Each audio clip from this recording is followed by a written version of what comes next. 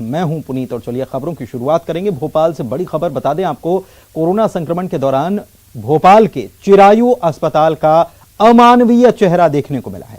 अस्पताल प्रबंधन ने सरकारी आदेश को ही मानने से इनकार कर दिया है। चिरायु अस्पताल आयुष्मान कार्ड होने के बावजूद इलाज करने से इनकार कर रहा है। इतना ही नहीं, अस्पताल प्रबंधन ने पैसे लेने के बाद ही परिजनों को शव सौंपा है।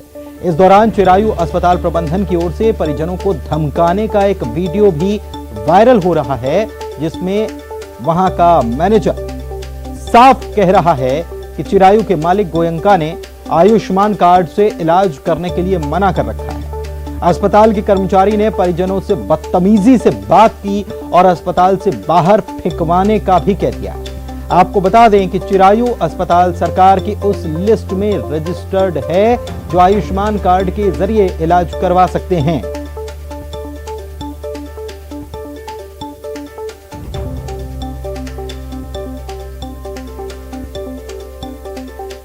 Medical College and Hospital. Yes. And according to Dr. Goenka, who is the owner of this hospital, he has decided that Ayushman card will not be applicable in COVID-19 treatment from April, whenever the order has came.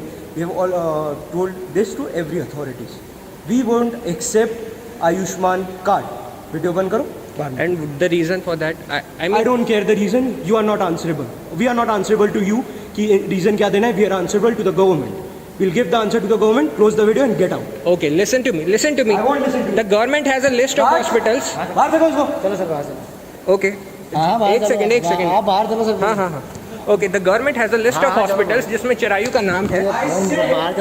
19 अप्रैल के दिन मैंने अपनी mummy को Chirayu medical college and hospital में admit करवाया था corona इलाज के लिए।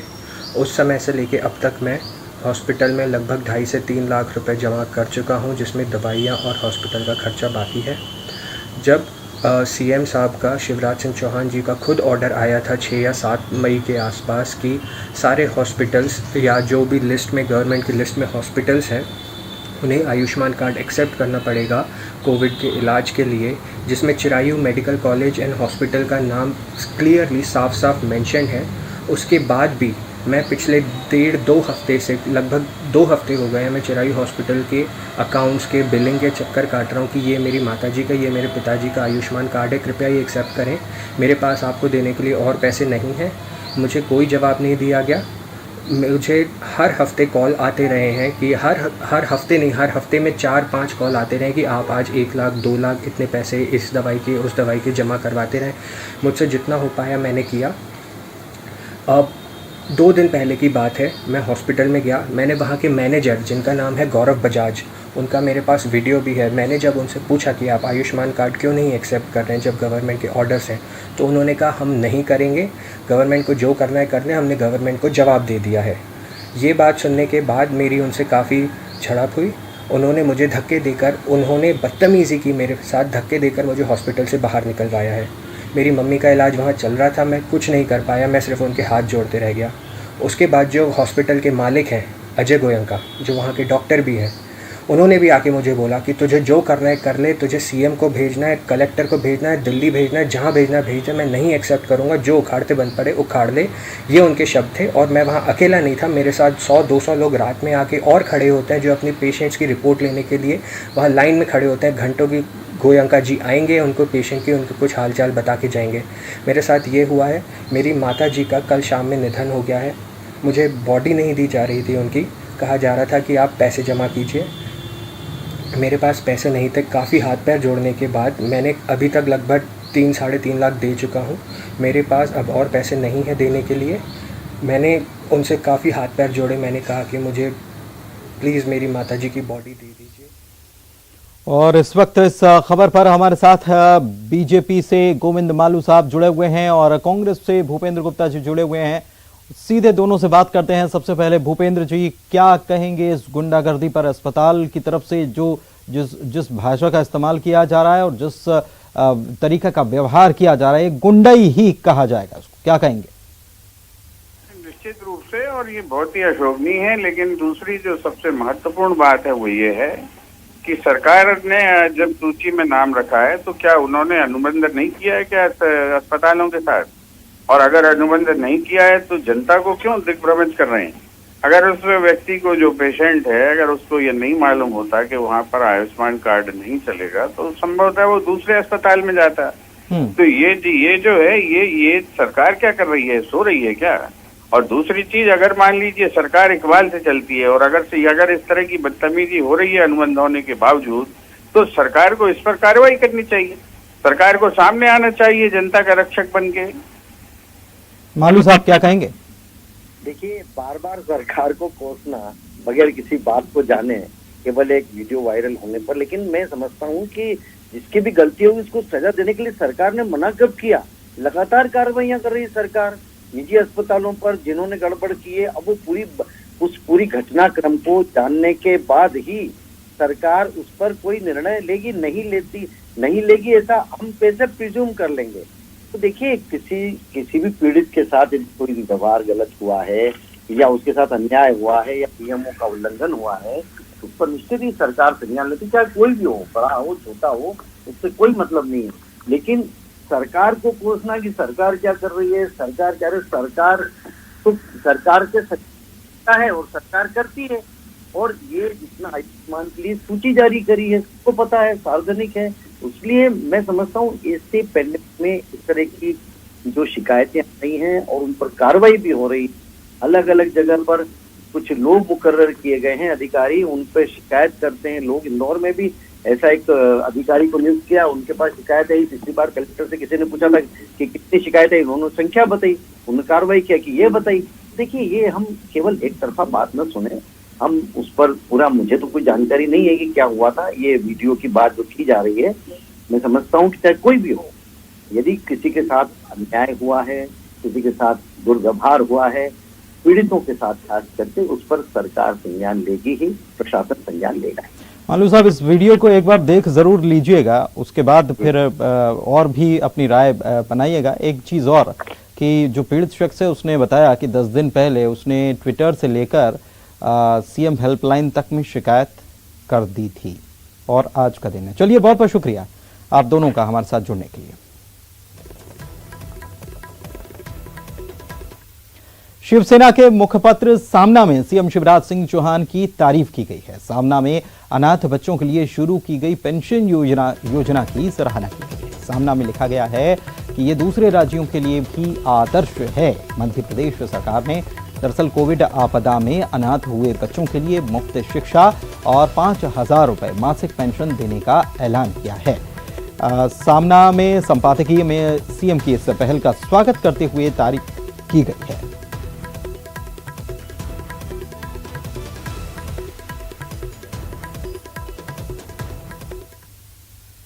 और आपको दिखा रहे हैं कि सामना में लिखा क्या है। दरअसल मध्य प्रदेश सरकार का ये फैसला अन्य राज्यों के लिए एक आदर्श हो सकता है। राज्य और केंद्र सरकारों को उन बच्चों का संज्ञान लेना होगा जो कोविड-19 के कारण अनाथ हो गए थे और उन्हें मानवता की ढाल दी जानी चाहिए। कई बच्चे इस बात से अनजान हैं कि उनके माता पिता जो कोविड से लड़ रहे हैं वे अस्पताल से नहीं लौट सकते। सरकार को इन अनाथ बच्चों का अभिभावक बनकर उनकी देखभाल करनी होगी।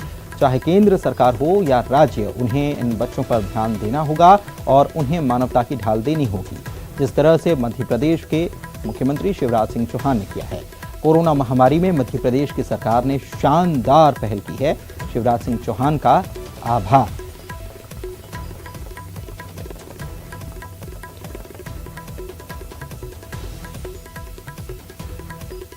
और कांग्रेस की तरफ से इस वक्त हमारे साथ कुणाल चौधरी जी जुड़े हुए हैं। कुणाल जी, क्या कहेंगे?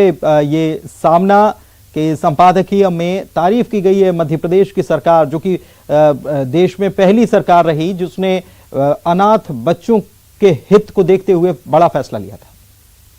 नहीं, अच्छा फैसला है। इसमें कोई भी व्यक्ति, कोई भी सरकार, इसका कोई भी विरोध नहीं। और क्योंकि स्पष्ट रूप से जिससे जनता को फायदा हो, उसमें हर जनप्रतिनिधि, हर सरकार, हर पक्ष विपक्ष सब साथ में रहते हैं। पर जिस प्रकार से सवाल ये है कि ये योजना अच्छी है, पर क्यों यतीम हुए, क्यों यहाँ पे वो हुए, उस परिस्थितियों को समझना पड़ेगा कि जिस तरीके से सरकार की गलत नीति। आज ही मैं एक वीडियो देख रहा था चिरायू हॉस्पिटल का कि यहाँ पे आयुष्मान कार्ड के ऊपर जो स्थिति है कि सीधे मना कर दिया, जबकि सरकार ने लिस्ट में डाल रखा है। यही नकली इंजेक्शनों के कारण कई मौतें हो रही है, यही कहीं ना कहीं लोगों को ऑक्सीजन नहीं मिलने के कारण मौतें हो गई, इलाज सही नहीं मिलने के कारण मौतें हो गई। तो ये हत्याएं और मौतें क्यों हुई, इसके ऊपर भी जवाबदेही तय होना चाहिए। बिल्कुल स्पष्ट है, ये योजना अच्छी है, मैं भी इसका स्वागत करता हूं कि कहीं ना कहीं जिन परिस्थितियों के साथ और इसके साथ ये भी करना चाहिए सरकार को, क्योंकि ये एक आपदा है और आपदा के लिए हमारे उसमें आरबीसी 6-4 में लगभग 4 लाख रुपए का प्रावधान है। तो वो भी हर कोरोना से जिस व्यक्ति की मौत हुई है उसको आपदा के अंतर्गत 4 लाख रुपए दिए जाना चाहिए उस परिवार। ठीक है कुणाल चौधरी साहब, आप एक चीज और इसमें जोड़ रहे हैं और इस वक्त बीजेपी के प्रदेश मंत्री रजनीश अग्रवाल साहब हमारे साथ जुड़े हुए हैं। रजनीश जी, सामना में आज जो लिखा गया, जो अनाथ बच्चे हुए हैं कोविड के चलते, जिनके माता पिता नहीं रहे, उनके लिए जो कदम सरकार ने उठाया है, हालांकि ये पहली सरकार है जिसने ये फैसला लिया है, तारीफ की गई है, क्या कहेंगे? देखिए, निश्चित तौर पर अच्छे काम की तारीफ होनी ही चाहिए। जब कहीं हम चूक की, कहीं हम लापरवाही की, व्यवस्था को कटघरे में खड़ा करने का काम करते हैं, तो जब सरकार द्वारा कोई निर्णय संवेदनशीलता के साथ में लिया जाए तो उसकी तारीफ होनी ही चाहिए। निश्चित तौर पर सामना ने तारीफ के शब्द लिखे हैं तो उनका धन्यवाद, आभार। लेकिन अच्छा होगा वो भी महाराष्ट्र में इस प्रकार की नीति का अनुसरण करें। सरकार में है शिवसेना के नेता उद्धव ठाकरे जी मुख्यमंत्री, अच्छा हो कांग्रेस दोनों विपक्ष में जहां है वहां उपदेश प्रवचन देने के पहले पंजाब, राजस्थान, गुजरात, क्षमा करिए छत्तीसगढ़ और महाराष्ट्र में अपना योगदान दे। इस प्रकार के संवेदनशील निर्णयों के साथ में जितने प्रकार की मांगे ये कर रहे हैं, कम से कम उसमें से 50%, अरे छोड़िए 20%, 10% मांगे इन राज्यों में मनवा लें। सरकार में है ना, अगर उनका दृष्टिकोण ये है, उनकी अवधारणा ऐसी है, उनका फीडबैक ऐसा है, तो भाई मध्य प्रदेश तो इन राज्यों में काफी पीछे है संक्रमण में। मैं कोई तुलना करना नहीं चाहता, लेकिन राजनीतिक का आरोप प्रत्यारोप की भाषा में सुन रहा था। तो कम से कम पड़ोस का राज्य राजस्थान, छत्तीसगढ़, यहाँ तो कुछ अमली जामा पहना लीजिए जनाब। या केवल राजनीति करना है, घटिया राजनीति करना है? संवेदनशील निर्णय मुख्यमंत्री शिवराज सिंह चौहान जी 15 साल से लगातार लेते रहे हैं और इसीलिए उन्होंने गरीबों के इलाज को लेकर हो, मध्यम वर्ग के इलाज को लेकर हो, या फिर जिस प्रकार की अनाथ बच्चों को लेकर 5,000 रुपए की पेंशन, उनको मुफ्त राशन, और एक एहसान के तरीके से नहीं, अपने कर्तव्य निभाने की दृष्टि से, एक कल्याणकारी राज्य की अवधारणा को सिद्ध करने की दृष्टि से संवेदनशीलता के साथ में निर्णय लिया है और इस पर कहीं किसी प्रकार का कोई एहसान नहीं किया, क्योंकि बच्चे हमारे भविष्य के निर्माता हैं और स्वाभाविक है उनकी देखरेख करना सरकार का और हम समाज का सभी लोगों का कर्तव्य है। बिल्कुल बिल्कुल, बहुत अच्छी बात रजनीश जी कही कि हम सभी का कर्तव्य है और कोई एहसान नहीं किया, ये जिम्मेदारी निभाई है। अन्य राज्यों को भी इस जिम्मेदारी को समझना चाहिए, सबक लेना चाहिए। बहुत बहुत शुक्रिया हमारे साथ जुड़ने के लिए कुणाल जी और रजनीश जी।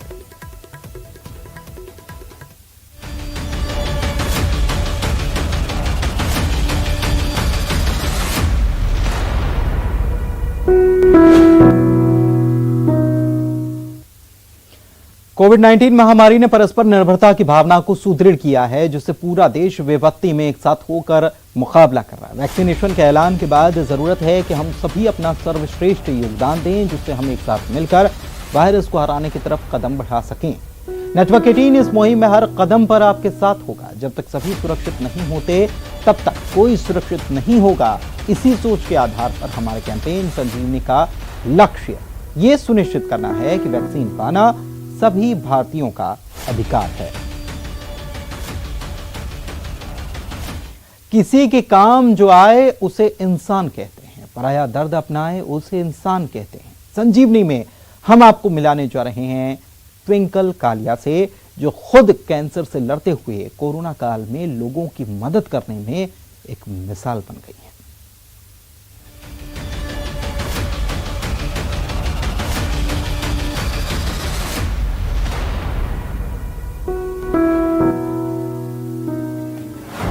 घर में 24/7 हेल्पलाइन सेंटर, एक फोन कॉल पर हर संभव मदद।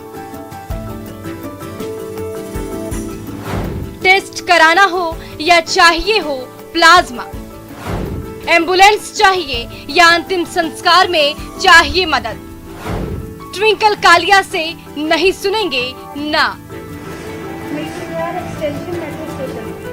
कोरोना महामारी में मरीजों के लिए एम्बुलेंस, बेड और प्लाज्मा का संकट है।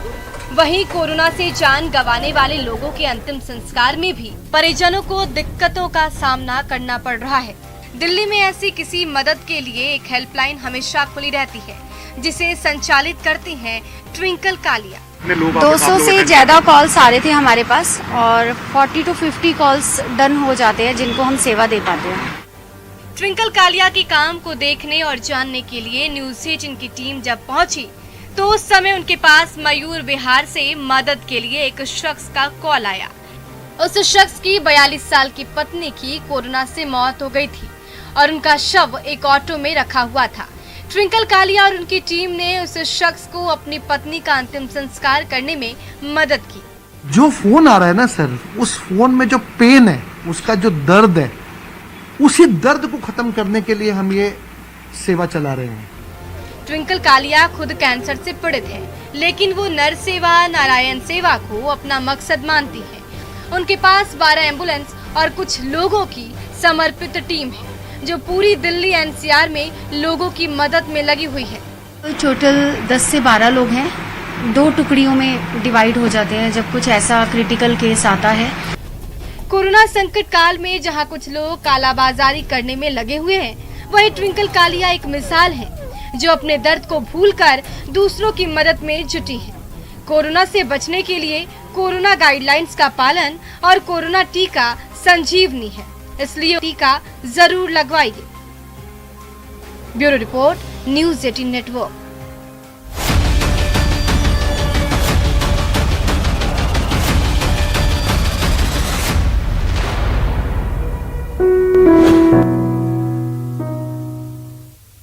नेटवर्क 18 ये सुनिश्चित करना चाहता है कि हर भारतीय को कोविड-19 टीकाकरण मिले।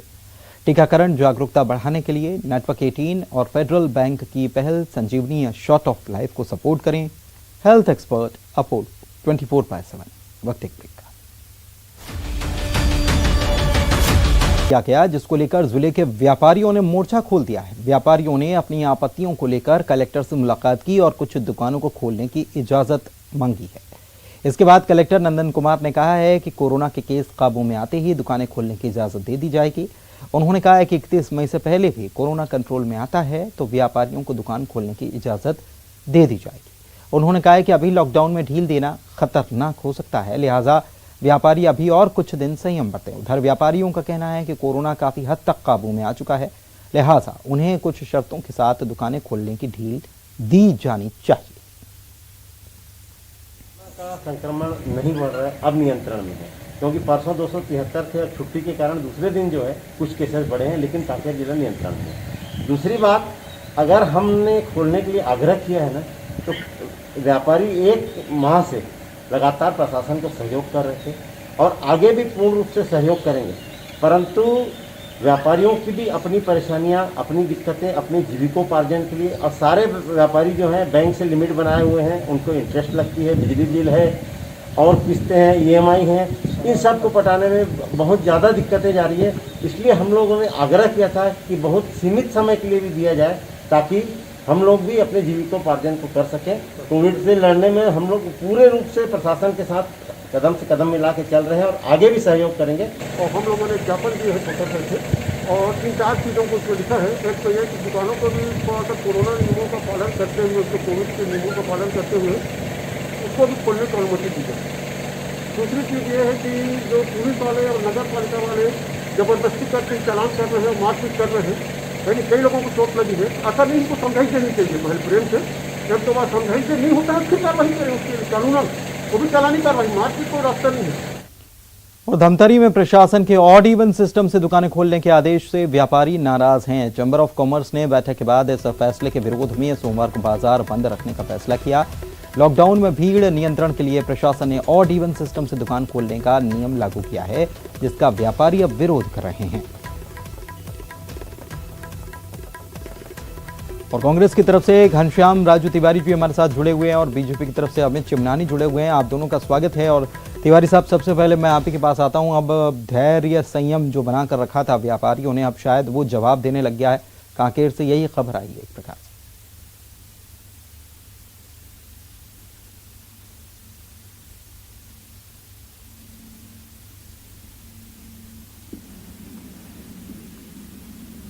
चलिए, लगता है कि आवाज घनश्याम राजू तिवारी तक नहीं पहुंच पा रही है, उनसे जुड़ेंगे। लेकिन अमित चिमनानी जी, क्या आप जुड़े हुए हैं?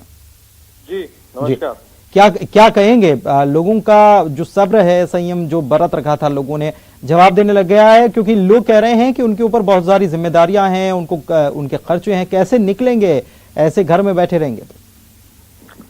देखिए, जो प्रतिक्रिया व्यापारियों की है ये स्वाभाविक है। कई दिनों तक फिर से घरों में कैद होना, व्यापारों का बंद हो जाना और धीरे धीरे करके बार बार लॉकडाउन का बढ़ना कहीं ना कहीं उनमें हताशा लाता है। सरकार या कलेक्टर्स जब निर्णय ले रहे हैं तो एक बहुत बड़ी जरूरत है कि व्यापारियों के साथ बैठ करके उन्हें कन्विंस करके और एक दूसरे की सलाह से कोई निर्णय लेते हैं तो आज ये स्थिति नहीं उत्पन्न होती, मुझे ऐसा लगता है। लेकिन कुछ जगहों पर तो ऑड इवन का सिस्टम भी लागू हुआ है, तो आपको क्या लगता है कि ऐसा प्रदेश में होना चाहिए कि ऑड इवन का सिस्टम लागू किया जाए?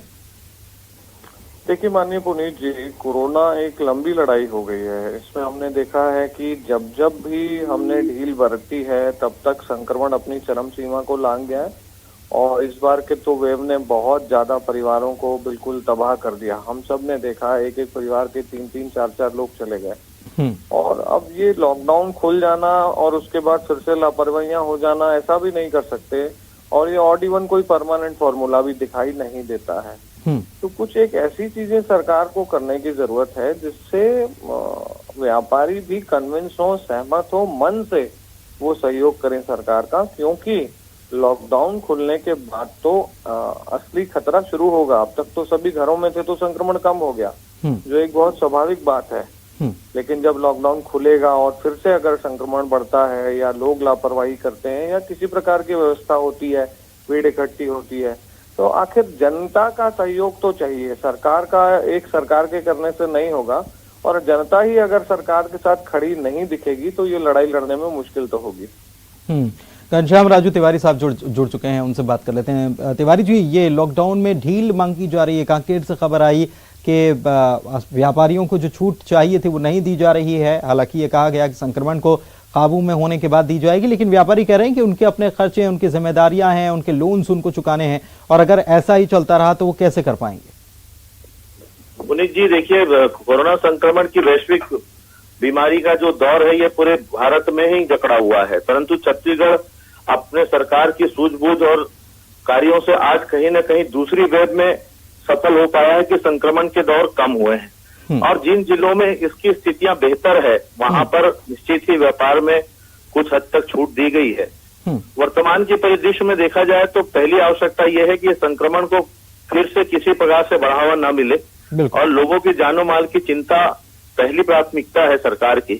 सभी जिला कलेक्टरों को इसके निर्देश दिए गए हैं, जहां उपयुक्त उन्हें लगेगा कि संक्रमण काबू में है तो निश्चित ही वहां पर ये छूट मिलेगी। ये कह सकते हैं कि व्यापारी जगत हो या अन्य जगत हो, परेशानियां तो हैं, परंतु आज वर्तमान की परेशानी ये है कि संक्रमण से हमको बचना है। बिल्कुल, सबसे जरूरी बात यही है कि संक्रमण से बचना है और इसलिए परेशानियां हैं, उनसे दो चार भी हो रहे हैं, लेकिन संक्रमण से अगर बचना है और आगे हमको खुद को सेफ रखते हुए साथ ही साथ पूरा प्रदेश सेफ रहे, इस बात का ख्याल रखना है, तो कुछ चीजों को तो शायद हमें रोकना पड़ेगा और थोड़ा संयम और बरतना पड़ेगा। बहुत बहुत शुक्रिया आप दोनों का हमारे साथ जुड़ने के लिए। और इसी के साथ आमने सामने में इतना ही। नमस्कार।